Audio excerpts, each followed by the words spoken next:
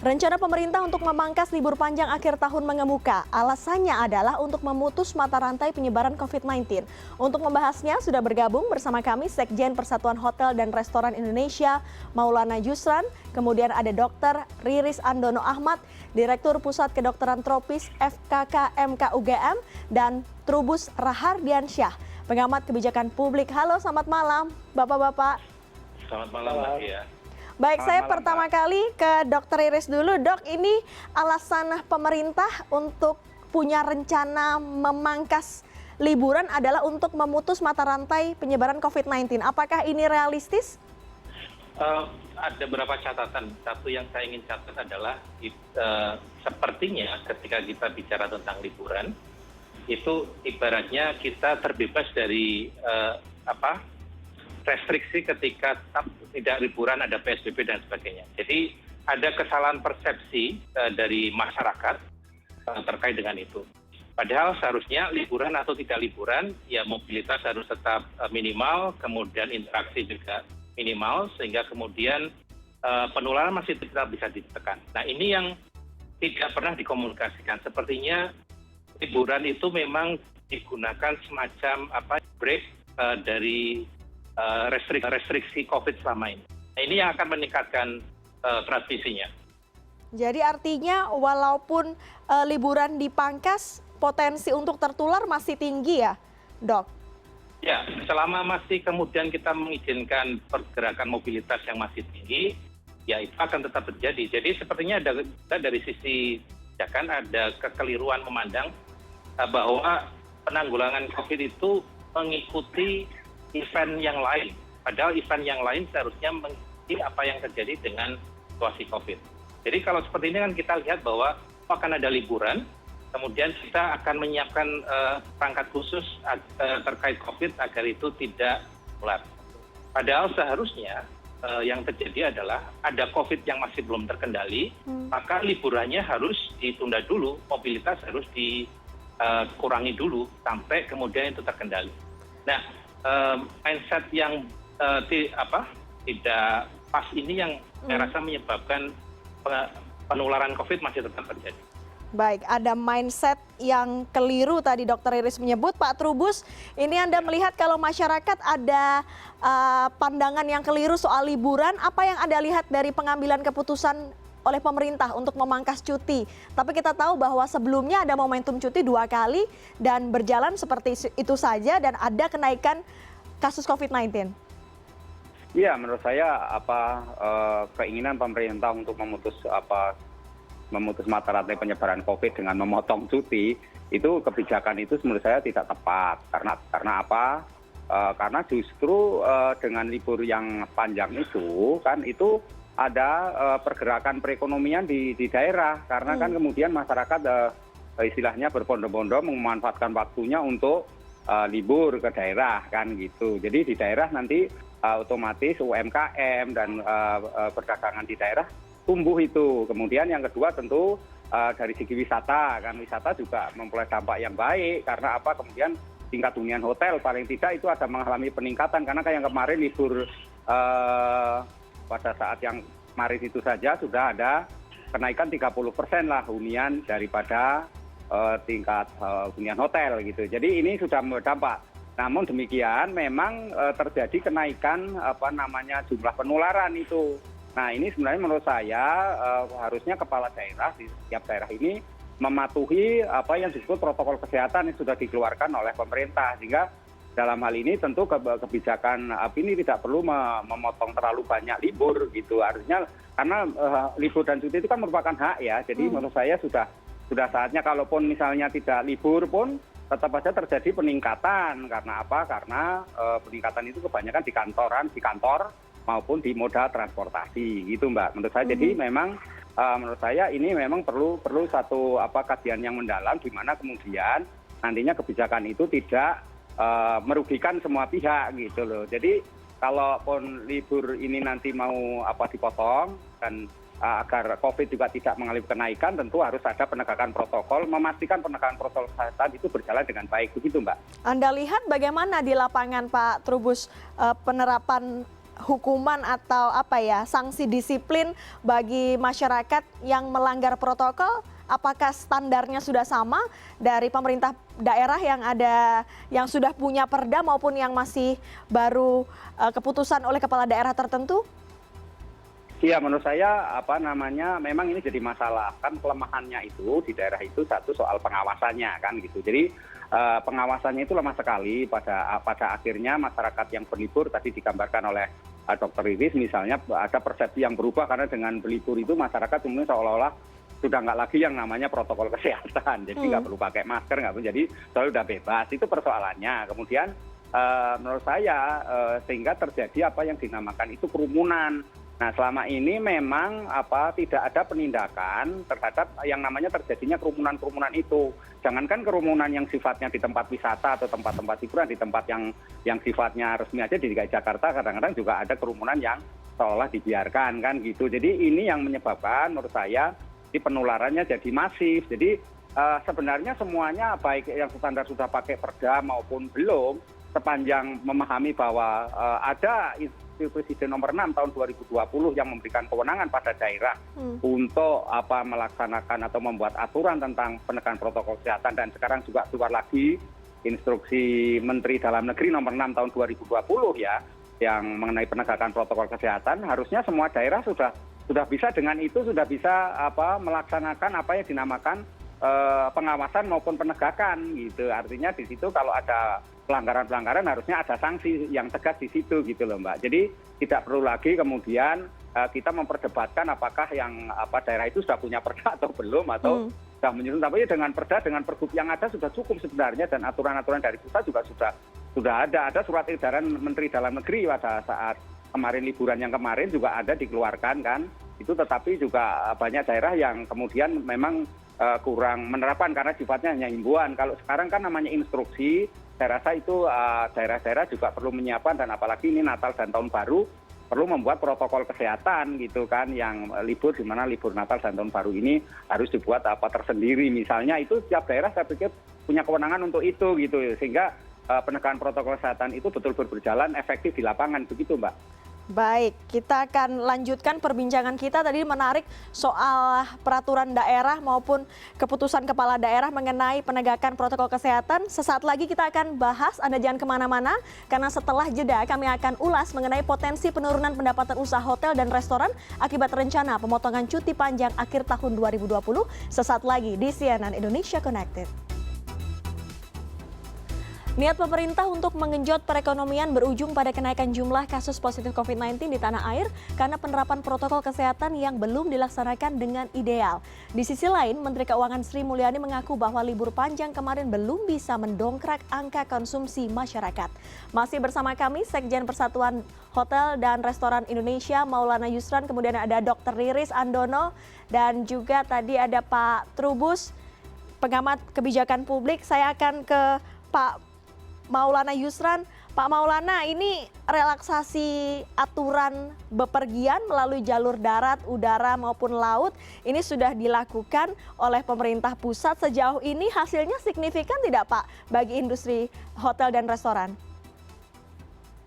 Sebenarnya kalau itu signifikan atau tidak dalam kondisi pandemik, tentu jawabannya tidak ya. Namun bagaimanapun pertumbuhan itu tetap ada. Jadi dari sektor kami itu kan sebenarnya di pariwisata itu sangat mengandalkan pergerakan orang. Dan kita melihat di sini beberapa kali setelah bulan Juni, setelah adanya pembukaan dari PSBB secara nasional, itu yang bisa tumbuh itu hanya pada pergerakan itu pada saat liburan. Karena biasanya di weekdays itu didominasi oleh bisnis tourism, di mana itu adalah kegiatan-kegiatan yang dilakukan oleh pemerintah. Namun kegiatan-kegiatan itu masih terlalu kecil. Sementara kontribusi kegiatan-kegiatan dari pemerintah itu 30-40%. Otomatis selama 9 bulan ini, kondisi okupansi itu hanya bergerak average rata-rata antara 20-30%. Nah, kalau kita lihat year on year, sebenarnya kondisi setiap tahunnya itu biasanya okupansi terendah itu cuma 40%, dan itu hanya 1 bulan dalam 12 bulan. Kalau kali ini 9 bulan kondisinya antara 20-30%. Nah, ini mau masuk ke bulan 10. Sudah bisa dibayangkan bagaimana kondisi sebenarnya apa yang terjadi di bisnis hotel dan restoran. Nah, makanya kalau misalnya nanti liburan itu akan dikurangi waktunya dan seterusnya, sementara momentum untuk leisure itu dalam 1 tahun, kalau kita bicara domestik itu cuma ada 2 yang terbesar. Pertama Lebaran, yang kedua adalah Natal Tahun Baru. Lebaran kita sudah lewat, kemudian Natal Tahun Baru yang tadi dilimpahkan akan dikurangin. Nah, ini tentu akan menjadi kekecewaan juga bagi kami para pelaku pariwisata, karena bagaimanapun kami pengusaha atau pelaku pariwisata itu bukan orang-orang yang juga pengen sakit, tidak ada yang pengen sakit, tapi dalam kondisi ini pemerintah juga harus paham bahwa pain-nya itu selalu ada di kita gitu. Nah, saya setuju tadi apa yang disampaikan oleh Pak Trubus. Harusnya kita sudah mengalami beberapa kali momentum liburan, baik itu di Agustus, September, terpanjang kemarin ada Oktober. Pemerintah setiap liburan itu harusnya melakukan exercise. Kenapa saya bilang exercise? Bahwa pandemik ini belum tahu kapan sampai selesainya pandemik ini. Sehingga kita makanya hidup harus menerapkan protokol. Perubahan perilaku masyarakat itu adalah yang paling utama. Kapanpun itu, sampai kapanpun harus tetap menerapkan protokol 3M. Kemudian juga harus ada satu hal yang juga harus dipahami oleh pemerintah, jangan sampai nanti persepsi publik itu pun salah. Kenapa saya katakan salah? Saat ini masih banyak juga publik yang belum paham bahwa pandemik itu ada. Nah, bagaimana nanti pada saat ada vaksin? Apakah mereka nanti menganggap vaksin ini adalah obat? Sebenarnya vaksin ini kan nanti akan menjadi 3M plus vaksin. Jadi protokol kesehatan 3M tidak boleh dilupakan. Nah, kami berharap dari pelaku pariwisata, dari pemerintah, juga harusnya bisa mengevaluasi bagaimana penerapan protokol kesehatan di masyarakat. Jadi jangan hanya di tempat usaha saja yang sebenarnya paling mudah untuk diawasi. Dan peraturannya sudah mulai dari peraturan presiden sampai ke di level bawah bisa ada perwali atau pergub bahkan perda. Nah, itu yang kita harapkan, sehingga ekonomi ini harus jalan, karena bagaimanapun pemerintah membutuhkan pelaku usaha untuk membiayai semua masalah kesehatan. Itu yang paling utama. Kita harus buka-bukaan dan itu juga harus fair, jangan sampai semuanya ditanggung bebannya oleh pengusaha. Yang selama ini pemerintah daerah pernah memberikan stimulus apa-apa, contohnya pembayaran PBB lah, yang kita di deadline, berapa banyak kita terpaksa harus menunggak pembayaran PBB yang tetap masih ditagih, sementara kita tidak bisa melakukan usaha dan tidak bisa mendapatkan. Yang kami perjuangkan hanya karyawan, karya tenaga kerjanya. Itu kira-kira Mbak Dea. Pak Maulana, apakah Anda atau PHRI sudah melakukan komunikasi intens dengan pemerintah sejauh ini? Apa responnya jika pernah melakukan komunikasi?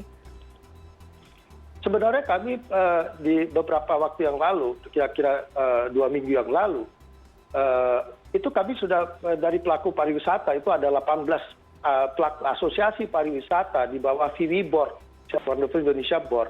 Itu kami melakukan deklarasi yang mengatakan, sekarang cabut aja lah yang namanya PSBB transisi atau namanya PSBB apapun bentuknya itu. Kenapa? Karena ternyata pemerintah juga gagal dan nggak konsisten dalam menerapkan kebijakan. Setiap kebijakan yang dilakukan, mau PSBB transisi ataupun PSBB, yang dibatasi kan masalah tempat usaha. Sementara perilaku di masyarakat yang mengadakan kumpul-kumpul sampai melibatkan banyak sampai ribuan orang, itu seolah-olah tidak hadir di sana gitu loh. Ya kan, kita nggak peduli bahwa kemarin ada acara keagamaan kemarin ataupun pilkada. Sementara pelaku usaha itu dibutuhkan oleh satu negara, karena pelaku usaha itulah yang bisa menghidupkan satu negara. Itu jangan sampai lupa loh. Jadi jangan nanti kita pelaku usaha dianggap pelaku usaha yang menentang kaidah-kaidah yang harus sehat itu seperti apa. Kan nggak seperti itu ya. Kita juga pengen sehat semuanya. Bagaimana masyarakat bisa diam di rumah? Kalau dia bisa diam di rumah sementara mereka tidak bisa mencukupi kebutuhan primernya. Apakah pemerintah bisa sanggup untuk mengintervensi atau mensubsidi mereka? Kan buktinya tidak, terbatas. Otomatis ekonomi ini harus berjalan, namun perubahan perilaku ini menjadi hal utama. Itu yang harus kita sama-sama menyelesaikan ini. Jadi harus ada sesuatu yang solutif, bukan lagi kita berfriksi untuk berdebat selama 9 bulannya itu saja. Itu kan nggak tujuan sekarang. Mencari solusi, karena pandemik ini belum tentu kapan selesainya, itu yang kita harus pahami. Baik, Pak Trubus, Kita tadi sudah mendengar bagaimana statement dari PHRI. PHRI juga merasa berdarah-darah belum bisa bangkit dengan kondisi seperti ini, apalagi aturannya setiap kali juga berubah. Anda melihat di posisi apa ini pemerintah pusat dan daerah saat ini? Kita tahu bahwa pemerintah pusat berkali-kali mengklaim bahwa akan sama rata memperlakukan kepentingan ekonomi dan kesehatan. Iya, menurut saya ini memang ada persoalan lemahnya koordinasi ya, lemahnya koordinasi antara pemerintah pusat dan pemerintah daerah dalam hal kebijakan, di mana kebijakan yang sudah ditetapkan pemerintah pusat seringkali di daerah itu tidak berjalan gitu. Nah, kemudian apa yang disampaikan dari PHRI tadi itu menggambarkan bahwa kondisi yang berubah-ubah itu menyebabkan kondisi para pelaku usaha itu menjadi bingung gitu loh, menjadi bingung karena apa? Karena ketika harus mengambil keputusan yang sifatnya strategis di mana harus mempertahankan dunia usahanya sebagai seorang pelaku usaha, tentu kan harus mempertahankan dunia usahanya. Nah, ini di satu sisi dihadapkan oleh kebijakan yang berubah-ubah. Nah, dan menurut saya ini memang pemerintah pusat kalau memang tetap dalam kondisinya mau membuat libur misalnya, itu harus betul-betul berkoordinasi dengan pemerintah daerah secara baik gitu loh. Jadi jangan seolah ini berjalan sendiri-sendiri, karena apa, selama ini ego sektoral antara pusat dan daerah itu seringkali menjadi penghambat di mana kemudian banyak kebijakan-kebijakan itu tidak efektif. Nah, jadi disinilah kemudian tujuan kita itu memutus mata rantai penyebaran COVID secara baik, tetapi yang terjadi di lapangan malah justru penyebaran COVID-nya makin tinggi. Kalaupun misalnya tidak libur, misalnya belum ada jaminan juga gitu, belum ada jaminan juga kalau misalnya COVID itu juga akan menurun gitu ya. Bisa saja justru tidak libur maka COVID-nya naik, tapi bisa saja misalnya diliburkan juga bisa naik. Nah, karena itu persoalan yang disampaikan tadi PHRI tadi, Maulana tadi, saya sepakat itu dalam arti bahwa kita ini baru gelombang pertama saja belum tahu puncaknya kapan gitu, dan pandemi ini sampai kapan. Nah, karena sampai kapan ini tidak ada kepastian, tentu mau nggak mau kasihan dunia pelaku usaha kan ya. Dalam arti bagaimana sudah bertahan selama 9 bulan berdarah-darah berjuang dengan penuh istilahnya air mata gitu ya, itu sudah harus dihadapkan lagi dengan kebijakan pemerintah yang tarik ulur soal libur gitu. Dan kalau memang menurut saya memang liburnya itu diadakan saja gitu. Jadi libur saja sebagaimana sudah ditetapkan kan di dalam Kepres nomor 17 itu tahun 2020 kan ditetapkan ada 11 hari. Ya sudah itu 11 hari, karena 11 hari ini kan termasuk di dalamnya adalah Idul Fitri yang kemarin sempat tertunda gitu. Jadi menurut saya semuanya biar aja berjalan sehingga nanti pergerakan perekonomian bisa meningkat. Karena kalau tidak ini perekonomian hanya begini-begini aja, tidak akan banyak mengalami perubahan yang signifikan, dan pelaku usaha semakin kelenger juga gitu, bertahap dalam situasi ketidakpastian, dan sementara COVID-nya juga belum diramalkan sampai kapan. Jadi menurut saya Mbak, ini memang apa yang disampaikan ini perlu menjadi pertimbangan pemerintah lah setidaknya, bahwa dengan tetap saja misalnya hari libur itu tetap saja diberlakukan, tidak usah dikurangi. Nah, disinilah kemudian nanti pemerintah melakukan exercise sejauh mana pemulihan ekonomi nasional itu berjalan gitu lah. Kalau misalnya selama ini kan monitoring evaluasinya yang dilakukan oleh Komite Penanganan COVID dan Pemulihan Ekonomi Nasional itu belum berjalan secara optimal, di mana kemudian publik juga belum pernah tahu bagaimana sih sesungguhnya langkah yang harus dilakukan, sehingga baik pemerintah pusat maupun pemerintah daerah itu menerima suatu kondisi di mana COVID ini betul-betul bisa dikendalikan kan gitu. Yang ada itu justru saling menyalahkan, dan menyalahkan baik yang disalahkan selalu perilaku masyarakat, kedisiplinan masyarakat, padahal sebenarnya kedisiplinan masyarakat sudah mengikuti apa yang sudah ditetapkan oleh pemerintah pusat, hanya memang belum optimal. Nah, untuk sampai optimal itu diperlukanlah pengawasan, diperlukanlah penegakan hukum, diperlukanlah keteladanan dari para pemimpin kepala daerah itu. Nah, kepastian atau care lah ya, rasa pedulinya untuk bagaimana kemudian masyarakat ini agar mempunyai kesadaran yang baik dalam hal penegakan protokol kesehatan. Menurut saya itu, Mbak. Iya, jadi artinya semua harus bersinergi. Tadi Anda menyebut soal seringkali disalahkan adalah perilaku warga. Kita akan tanya ke Dokter Iris, ini 3M, kalau warga sudah melakukan 3M, mencuci tangan, menggunakan masker, menjaga jarak, bagaimana dengan tugas pemerintah yaitu 3T? Dokter Iris melihat 3T, tes, tracing, treatment oleh pemerintah bagaimana sejauh ini? Apakah sudah ideal, Dok? Dua-duanya belum ideal. Artinya 3M implementasinya belum ideal, 3T-nya juga belum ideal. Jadi saya rasa satu, implementasi peraturan itu harus tegas. Tadi harus ada pengawasan, penghukuman apabila tidak diimplementasikan, tidak memandang bulu. Tadi disebutkan juga kalau pelaku usaha itu dihukum, kalau pelaku yang politik itu kemudian biarkan. Ini yang tentu saja akan menyebabkan distrust juga di banyak pihak, karena orang melihat orang satu itu dibiarkan, kenapa saya tidak boleh dibiarkan? Nah, konsistensi dalam penerapan aturan itu yang 3M, kemudian konsistensi peraturan untuk melakukan 3T itu menjadi kunci penting. Nah, mungkin satu catatan saya bahwa COVID ini menular karena adanya peningkatan mobilitas. Itu sudah sebuah fakta ilmiah. Jadi semakin kita membiarkan mobilitas semakin tinggi, ya penularannya semakin tinggi. Nah, bagaimana caranya kemudian kebijakannya memang harus diatur ketika ada penularan yang tidak terkendali menjadi zona merah, remnya harus diinjak. Tapi kemudian ada batas waktunya sampai terkendali dan ekstensif 3T, juga ditambah dengan 3M yang harus ditegakkan dengan cepat. Begitu terkendali, bisa dilonggarkan lagi.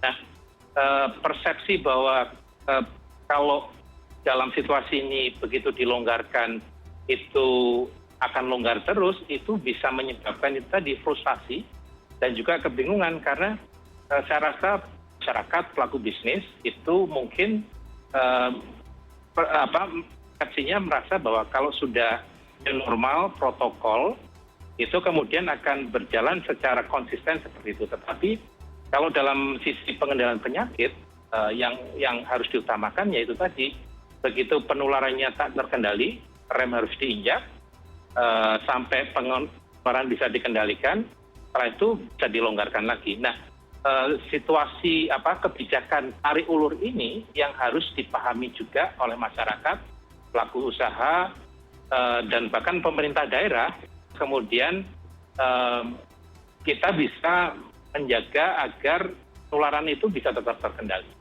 Saya rasa dari saya seperti itu, Pak. Jadi artinya 3M dan 3T harus benar-benar ideal ya, Dok ya? Ya. Ini seperti kalau bahasa Inggrisnya it takes two to tango. Jadi salah satu saja tidak akan menyelesaikan masalah. 3T-nya itu ekstensif, tetapi kalau masyarakatnya tidak konsisten secara kuat itu melakukan 3M, ya sama saja karena penularan akan terjadi. Baik, intinya 3M menjaga jarak, menggunakan masker, mencuci tangan, kemudian juga 3T yang dilakukan oleh pemerintah, tes, tracing, treatment harus berjalan dengan ideal, kemudian juga kebijakan antara pemerintah pusat dan daerah harus sinergi. Terima kasih para narasumber kita sudah bergabung bersama kami pada malam hari ini. Ada Pak Maulana Yusran, Sekjen PHRI, kemudian ada Dr. Riris Andono, Direktur Pusat Kedokteran Tropis FKK MKUGM, dan Pak Trubus Rahadiansyah, pengamat kebijakan publik. Terima kasih, selamat malam.